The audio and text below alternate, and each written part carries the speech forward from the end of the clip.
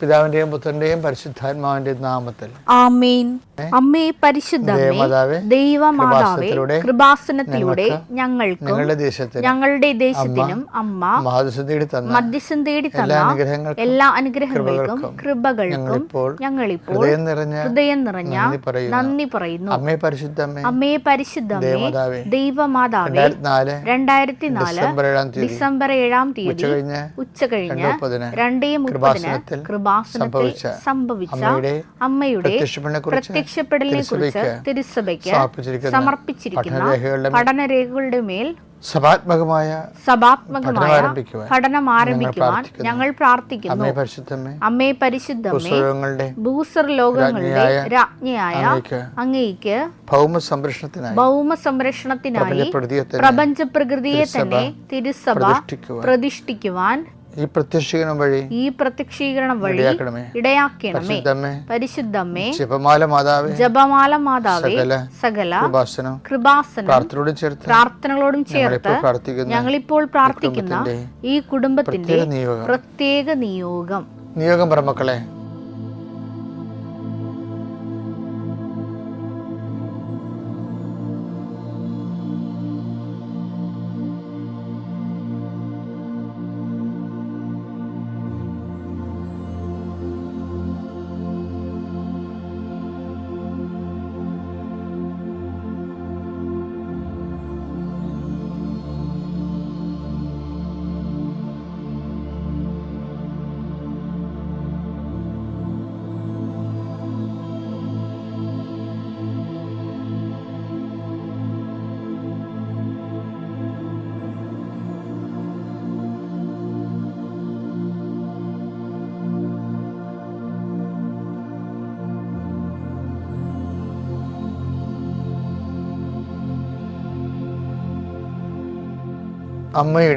അമ്മയുടെ പ്രത്യക്ഷീകരണത്തിന്റെ ഈ അനുഗ്രഹവേളയിൽ ഞങ്ങൾക്ക് സാധിച്ചു തരുവാൻ കനിയണമേ.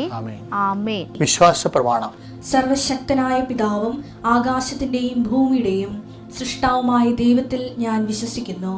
അവിടുത്തെ ഏകപുത്രനും ഞങ്ങളുടെ കർത്താവുമായ ഈശോ മിശിഹായിലും ഞാൻ വിശ്വസിക്കുന്നു. ഈ പുത്രൻ പരിശുദ്ധാത്മാവിനാൽ ഗർഭസ്ഥനായി കന്യകാമറിയത്തിൽ നിന്ന് പിറന്ന് പൊന്തിയോസ് പീലാത്തോസിന്റെ കാലത്ത് പീഡകൾ സഹിച്ച് കുരിശിൽ തറയ്ക്കപ്പെട്ട് മരിച്ച് അടക്കപ്പെട്ട് പാതാളങ്ങളിൽ ഇറങ്ങി മരിച്ചവരുടെ ഇടയിൽ നിന്ന് 3-ാം നാൾ ഉയർത്ത് സ്വർഗത്തിലേക്ക് എഴുന്നള്ളി സർവശക്തിയുള്ള പിതാവായ ദൈവത്തിന്റെ വലതുഭാഗത്തിരിക്കുന്നു. അവിടെ നിന്ന് ജീവിക്കുന്നവരെയും മരിച്ചവരെയും വിധിക്കുവാൻ വരുമെന്നും ഞാൻ വിശ്വസിക്കുന്നു. പരിശുദ്ധാത്മാവിലും ഞാൻ വിശ്വസിക്കുന്നു. വിശുദ്ധ കത്തോലിക്കാ സഭയിലും പുണ്യവാന്മാരുടെ ഐക്യത്തിലും പാപങ്ങളുടെ മോചനത്തിലും ശരീരത്തിന്റെ ഉയർപ്പിലും നിത്യമായ ജീവിതത്തിലും ഞാൻ വിശ്വസിക്കുന്നു. ആമേൻ. സ്വർഗ്ഗസ്ഥനായ ഞങ്ങളുടെ പിതാവേ, അങ്ങയുടെ നാമം പൂജിതമാകണമേ. അങ്ങയുടെ രാജ്യം വരണമേ. അങ്ങയുടെ തിരുമനസ് സ്വർഗത്തിലെ പോലെ ഭൂമിയിലും ആകണമേ. അന്നു വേണ്ടുന്ന ആഹാരം ഇന്ന് ഞങ്ങൾക്ക് തരണമേ.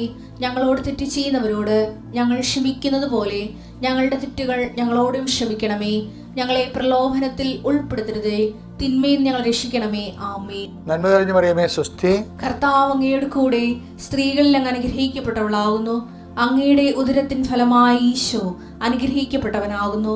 പരിശുദ്ധ മറിയമേ, തമ്പുരാന്റെ അമ്മേ, പാപികളായ ഞങ്ങൾക്ക് വേണ്ടി ഇപ്പോഴും ഞങ്ങളുടെ മരണസമയത്തും തമ്പുരാനോട് അപേക്ഷിക്കണമേ. ആമേൻ. കർത്താവേ, നിന്റെ ഉന്നതമായ നാമത്തിന് സ്വസ്ഥം ചെയ്യുന്നു. കർത്താവേ, നിന്റെ വിശുദ്ധ പൗരോഹിത്യത്തെ മഹത്വപ്പെടുത്തണമേ. കർത്താവെ, അനേകം മക്കള്, ആയിരക്കണക്കിന് മക്കള് ഈ ഒരു പ്രാർത്ഥനയ്ക്ക് വേണ്ടി കാതോർത്ത് കൊതിച്ചിരിക്കേണ്ടി ചെയ്യേ. അവരെല്ലാം പ്രാർത്ഥിക്കണേ, കർത്താവെ ഇന്നെങ്കിലും അച്ഛൻ ഞങ്ങളുടെ കാര്യം പറയണേ എന്നാണ്. ഈശോ, അതെനിക്ക് പറയാൻ കിട്ടുന്നുണ്ടോ, ഞാൻ പറയുന്നതിൽ അവരുടെ കാര്യമുണ്ടോ എന്ന് എനിക്കറിയത്തില്ല. പക്ഷേ അവരുടെ കാര്യം എന്താണെന്ന് നിനക്കറിയാം. അങ്ങനെ കൊതിച്ചിരിക്കുന്നവരുടെ കാര്യങ്ങളുടെ മേൽ ദൈവമേ ഇന്നൊരു തീരുമാനം ഉണ്ടാകണമെന്ന് പ്രാർത്ഥിക്കുന്നു.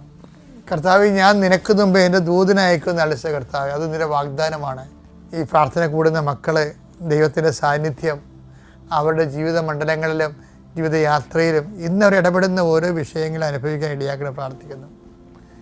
കർത്താവ്, ശരീരത്തിലുണ്ടാകുന്ന രോഗങ്ങളെ പലതരത്തിലുള്ള ഡയഗ്നോസിസൊക്കെ കഴിയുമ്പോൾ ഇന്ന രോഗം ഉണ്ടെന്നൊക്കെ കേൾക്കുമ്പോൾ പേടിച്ചിരിക്കണവരുണ്ട് ഈശോയെ. അവർക്ക് പോയി പണി നോക്കാൻ പറയണം ഈശോയെ. ഒരു പേടിക്കാൻ ആവശ്യമില്ല. അന്തിമ തീരുമാനം കർത്താവിൻ്റെതാണ് എന്ന് ബോധ്യം കൊടുത്ത് അവർക്ക് ധൈര്യം കൊടുക്കണമെന്ന് പ്രാർത്ഥിക്കുന്നു ഈശോയെ. ഈ പ്രാർത്ഥന വഴി കൃപാസനത്താരെ ജീവനോടെ പ്രത്യക്ഷപ്പെട്ട ദൈവമാതാവിൻ്റെ നിനക്ക് വേണ്ടി മധ്യസ്ഥം വഹിക്കുകയും നിൻ്റെ സങ്കടത്തിൻ്റെ കണ്ണുനീര് എങ്ങനെയാണോ മഞ്ഞ് തുള്ളികൾ സൂര്യൻ ഉദിക്കുമ്പോൾ വരണ്ട് ഉണങ്ങിപ്പോണത് പോലെ നിൻ്റെ സങ്കടങ്ങളെ കർത്താവിൻ്റെ അനുഗ്രഹത്തിൻ്റെ ശക്തിയിൽ അങ്ങനെ വരണ്ടു പോകട്ടെ എന്ന് പ്രാർത്ഥിക്കുന്നു. എൻ്റെ കർത്താവിൻ്റെ ഉന്നതമായ നാമത്തിൽ സഭയുടെ സാമ്പത്തികമായ മേഖലകളിൽ വസ്തുക്കൾ വിറ്റുപോകാനും അതുപോലെ സ്ഥലങ്ങൾ വിറ്റുമാറാനും ഓരോ ആൾക്കാർ ഉള്ളത് വിറ്റിട്ട് വലിയ കടങ്ങളിൽ നിന്നും മോചിപ്പിക്കപ്പെടാൻ വേണ്ടി രാത്രിയും പകലും കടക്കാർ കൊണ്ട് പൊറുതിമുട്ടി മാതാവേ ആത്മഹത്യ ചെയ്യണമെന്ന് പോലെ ചിന്തിക്കുന്ന ആൾക്കാരുണ്ട് ഈശോയെ. അവരാരും ഒന്നും അവർക്ക് സങ്കടം. ഞാൻ 39 വർഷം അർപ്പിച്ച കുർബാന ആ കുടുംബങ്ങൾക്ക് ഇപ്പോൾ സംരക്ഷണമായിട്ട് പ്രാർത്ഥിക്കുന്നു. എൻ്റെ കർത്താവേ, അങ്ങയുടെ തിരുസന്നിധി ഞാൻ നന്ദി പറയുന്നു. ഏതെങ്കിലും ജീവിത വിഷയങ്ങൾക്ക് വേണ്ടി ഇന്ന് വേദനിക്കുന്നവർക്കും ഇന്ന് മറുപടി കിട്ടും, ഇന്ന് ദൈവം നമ്മൾ സംരക്ഷിക്കുമെന്ന് പറഞ്ഞവർക്ക് ഇന്ന് തന്നെ മറുപടി കൊടുത്തുകൊണ്ട് കർത്താവേ അവരങ്ങ് ഉറങ്ങണമെമ്പോൾ അവരുടെ ജീവിതത്തിൻ്റെ കാര്യങ്ങൾ ഏറ്റെടുക്കണമെന്ന് പ്രാർത്ഥിച്ചുകൊണ്ട് നിത്യം പിതാവും പുത്രനും പരിശുദ്ധാത്മാവും സർവ്വേശ്വരൻ എന്നേക്കും ആമേൻ. നമ്മൾ ഈ ജപമാല നമ്മൾ എന്തുമാത്രം സഹായിക്കുന്നുണ്ടെന്നറിയാമോ? ആ ജപമാല ഒന്നാമത് ലളിതമായ പ്രാർത്ഥനയാണ്. മുഴുവനും ഭജനം തന്നെയാണ് അതിൻ്റെ അകത്തുള്ളത്. നമുക്ക് സിമ്പിളായിട്ട് പ്രാർത്ഥിക്കാൻ പറ്റും. അപ്പോൾ അതുകൊണ്ട് തന്നെ നമുക്ക് ദൈവ സംരക്ഷണം ഉറപ്പ് വരുത്തും. നമ്മുടെ വഴിയിൽ ദൈവഹിതപ്രകാരമല്ല അത് നമ്മൾ ചെയ്യാൻ പോകുന്ന ജോലി. ചിലപ്പോൾ നിങ്ങളിപ്പോൾ ഏജൻറ്റിന് കാശ് കൊടുക്കാൻ പോലും വിചാരിച്ചോ, നിങ്ങൾ അളിയൻ വിളിച്ചോ കൊണ്ടുപോകാന്ന് തിരിക്ക് വിളിക്കുക. ഇപ്പം നിൻ്റെ ഭാര്യയുടെ അളിയനെ ആരെങ്കിലും വിളിച്ചു പറഞ്ഞാൽ എളുപ്പം കൊണ്ടുപോവാ, എത്ര നേരമായി നമ്മൾ ഇപ്പം കൊണ്ടുവരാൻ പറഞ്ഞാൽ നമ്മൾ ഇടംബലം ചിന്തിക്കാതെ പൈസ കൊണ്ട് കൊടുക്കും. കാര്യം തട്ടിക്കാനുള്ളവൻ ധൃതി കാണിക്കും എപ്പോഴും. അത് എപ്പോഴും ഓർത്തേക്കണം. തട്ടിപ്പ് ആൾക്കാർ ധൃതി കാണിക്കും. എല്ലാവരും അങ്ങനെ കാണിക്കണമെന്നല്ല, പൊതുവേ നമ്മൾ അങ്ങനെയാണ് കണ്ടുവന്നിരിക്കണത്. പിടിയോ എന്ന് പറഞ്ഞുകൊണ്ട് നമ്മളെ കൊണ്ട് ചിന്തിപ്പിക്കാൻ സമയം തരാത്തവന്മാർ നല്ല ഫ്രോഡുകളായിരിക്കും. അപ്പോൾ അങ്ങനെ നമ്മൾ 6 ലക്ഷം രൂപ കൊടുത്ത് 5 ലക്ഷം രൂപ കൊടുത്ത് അല്ലെങ്കിൽ അഡ്വാൻസ് കൊടുത്തു എന്നൊക്കെ പറയല്ലേ. പിന്നെ നമുക്ക് അരഞ്ഞു കൂപ്പി കോടതിയിൽ പോയി നടന്ന് അവിടേക്ക് പോയ കാശ് പിടിക്കാൻ വേണ്ടി എന്ത് കഷ്ടപ്പാടാണ്. അപ്പോൾ അതുകൊണ്ട് തന്നെ ഇതൊന്നും വരാതിരിക്കാൻ വേണ്ടി ആക്രാന്തം കൊടുത്ത് നമ്മളെ പറ്റിക്കാനിരിക്കുന്ന ആൾക്കാരിൽ നിന്ന് രക്ഷപ്പെടാൻ വേണ്ടി ഏറ്റവും നല്ലതാണ്, സംരക്ഷണത്തിനുള്ളതാണ് പ്രാർത്ഥന എന്ന് പറയുന്നത്. എല്ലാം ദൈവത്തിന് സമർപ്പിച്ചു. അത് നിങ്ങൾ എന്തെങ്കിലും ഈ പൂച്ച കുരിച്ച് വരക്കണവരെ എന്തെങ്കിലും കാണിച്ച് പോകരുത്. ചില ആൾക്കാർക്ക് ഒരു പരിപാടിയുണ്ട്, ഉടുപ്പൊക്കെ ഇട്ട് കണ്ണാടി നോക്കാൻ വേണ്ടി കുറേ നേരമൊക്കെ എടുക്കും, ഇങ്ങനെയൊക്കെ നോക്കും. പല കർത്താവിൻ്റെ അടുത്ത് വരുമ്പോൾ ഇതിങ്ങനെ കാണിക്കും. അപ്പം നമ്മൾക്ക് പ്രാർത്ഥനയ്ക്ക് ഉള്ള ആൾക്കാർക്ക് എപ്പോഴും നമുക്ക് പിശാചുകൾ നമ്മളെ ആക്രമിച്ചുകൊണ്ടിരിക്കും. വേളാങ്കണ്ണി പോകാൻ വേണ്ടി കയറിയാൽ മതി വണ്ടിയെ. നമ്മൾ പ്രാർത്ഥിക്കാൻ നോക്കുമ്പോൾ തന്നെ പ്രാർത്ഥന തുടങ്ങിയിട്ടുണ്ട്. ഇനിയിപ്പോൾ ഇന്നെങ്ങാനും തീരുവായത് എന്ന് അങ്ങോട്ടും ഇങ്ങോട്ടും എന്നിട്ട് അവരങ്ങോട്ടും ഇങ്ങോട്ടും ഓളിച്ചിരിച്ചുകൊണ്ടിരിക്കും. പിശാച് അപ്പം തന്നെ വണ്ടിയെ കയറുകയാണ്. അപ്പോൾ വിശ്വാസിയായി ജീവിക്കുക എന്ന് വെച്ചാൽ കുറച്ച് തൻ്റെ ഇടം കൂടി വേണം. കാര്യം ഇങ്ങനെയുള്ള ഐറ്റമൊക്കെ ഉണ്ടല്ലോ, അവർക്ക് നമ്മളെപ്പോഴും ഈടറവോടുകൂടി അവർക്ക് ലോകത്തിൻ്റെ സന്തോഷം അവർക്ക് മനസ്സിലിരിക്കണത്. അപ്പോൾ അതിനൊക്കെ അതിജീവിക്കാൻ വേണ്ടി നിന്നെ ചിലപ്പോൾ അവിടെ അഭിഷേകം ചെയ്തിരിക്കുന്നത്. അപ്പോൾ നീ നിൻ്റെ ഡ്യൂട്ടി ചെയ്യണം. അങ്ങനെ വരുമ്പോൾ ദൈവതിരുസന്നിധിയിൽ നിന്നെ പ്രതിയായിരിക്കും സംരക്ഷണം. ജപമാലയിൽ 6 നന്മ നിറഞ്ഞു മറിയുക എന്നുള്ളത് 6 ദൈവവചനമാണ്. സ്വർഗസ്ഥാന പിതാവിനും 6 ദൈവവചനമുണ്ട്. പക്ഷേ ഇനി ജപമാലയുടെ അകത്തുള്ള രഹസ്യങ്ങളെല്ലാം രക്ഷാകര സംഭവങ്ങളാണ്. കർത്താവിൻ്റെ വിശുദ്ധ രക്തത്തെ ലോകത്തെ വീണ്ടെടുത്ത സംഭവങ്ങൾ ജപമാലയിലുള്ളത്. എന്താണ് കുഴപ്പം സംഭവിച്ചതെന്ന് വെച്ച് കഴിഞ്ഞാൽ ഈ വീട്ടിൽ പ്രായമുള്ളവർ ചൊല്ലി വക്രിച്ച് കളഞ്ഞു ജപമാല. ആ ജപമാലയുടെ ഒരു ഭക്തി, ഒരു വിശ്വാസത്തിന് ചെല്ലുന്ന ആൾക്കാരുണ്ട്.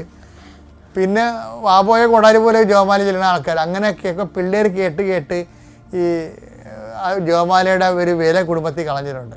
അപ്പോൾ ജപമാല ഒരു വാക്ക് പിടിച്ച് നമ്മൾ ചെല്ലിക്കണമെന്നാണെങ്കിൽ ജപമാലയേക്കാൾ വലിയൊരു പ്രാർത്ഥനയില്ല. ഇപ്പം ഞങ്ങൾക്ക് കാനന നമസ്കാരം ഉണ്ടല്ലോ അച്ഛന്മാർക്ക്. അപ്പോൾ കാനന നമസ്കാരം ചെല്ലിയാലും ഞാൻ ജപമാല ചെല്ലും. അതിൻ്റെ അപ്പുറത്ത് കര നമസ്കാരത്തിന് അപ്പുറത്ത് ഇപ്പുറത്ത് ഇരട്ടി ജപമാല ചൊല്ലും. എന്താ കാര്യം എന്ന് വെച്ച് കഴിഞ്ഞാൽ സമ്പൂർണ്ണ ആഹാരം എന്ന് പറഞ്ഞ ജപമാലയാണ്. കാരണം രക്ഷാകര സംഭവം മൊത്തം ഉള്ളത് ജപമാല ഇതാണ്. അപ്പോൾ അതുകൊണ്ട് തന്നെ നമ്മൾ എവിടെ പോകുമ്പോഴും ജപമാല ഒരു ദൈവത്തോട് നന്ദി പറയണം. ജപമാല തന്നതിന് എവിടെ പോകുമ്പോഴും ജപമാല നമുക്ക് ചെല്ലാം. ഇപ്പം നിങ്ങൾ കഴുത്തിടുകയും പോക്കറ്റ് ഇടുകയും ഒക്കെ ചെയ്യണമെന്ന് വെച്ചാൽ പേഴ്സിൽ വെക്കുകയും ചെയ്യണമാണ്. പേഴ്സിൽ വെക്കാൻ നമ്മൾ ആ രീതിയിൽ അതിനൊക്കെ ഒരു 5 മാർക്കാണ് ഉള്ളത് കഴുത്തിടുന്നവർ. പക്ഷെ ബാക്കി 95 മാർക്കും എന്തിനാണ്? ജപമാല ചെല്ലുന്നതിനാണ്. ജപമാല ചെല്ലാതെ കഴുത്തിടണമെന്ന് പറഞ്ഞാൽ എന്തിനാണ്? അത് ഈ പിശാച് വരാതിരിക്കാൻ വേണ്ടി പേടിത്തൊണ്ടന്മാരെ ഇടണമാണ്. ഞാൻ അവരെ കുറ്റം പറയുകയല്ല. ജപമാല ചൊല്ലാതെ കഴുത്തെ മാത്രം ഇടുന്ന ആഭരണവും ആഡംബരവും പിന്നെ സംരക്ഷണമൊക്കെ ഇല്ലേ, അത് ആ ആൾക്കാർ ജപമാല ചൊല്ലണ കൂടി നമ്മളാണ് അത് പൂർണ്ണമാകണമെന്ന് ഓർപ്പിക്കാൻ വേണ്ടിയാണ്. ഇതിനകത്ത് 12 വചനങ്ങളുണ്ടെന്ന് ഞാൻ പറഞ്ഞില്ലേ. എന്താ കാര്യം വെച്ചാൽ റോമ 1:16 എടുത്തേ. സുവിശേഷത്തെപ്പറ്റി ഞാൻ ലജ്ജിക്കുന്നില്ല. എന്തെന്നാൽ വിശ്വസിക്കുന്ന ഏവർക്കും ആദ്യം യഹൂദർക്കും പിന്നീട് ഗ്രീക്കുകാർക്കും അത് രക്ഷയിലേക്ക് നയിക്കുന്ന ദൈവശക്തിയാണ്. അപ്പൊ സുവിശേഷം രക്ഷയിലേക്ക് നയിക്കുന്ന ദൈവത്തിന്റെ ശക്തിയാണ്. റോമ 1:16. ജപമാല എന്ന് പറയുന്നത് മുഴുവനും സുവിശേഷമാണ്. അപ്പോൾ ജപമാലയും രക്ഷയിലേക്ക് നയിക്കുന്ന ദൈവത്തിൻ്റെ ശക്തി. രക്ഷ എന്ന് പറഞ്ഞാൽ ക്രിസ്തു അല്ലേ. അപ്പോൾ ജപമാല നമ്മളെ നയിക്കണമെങ്കിൽ ക്രിസ്തുവിലേക്കാണ് നയിക്കണത്. ഓക്കെ അല്ലേ?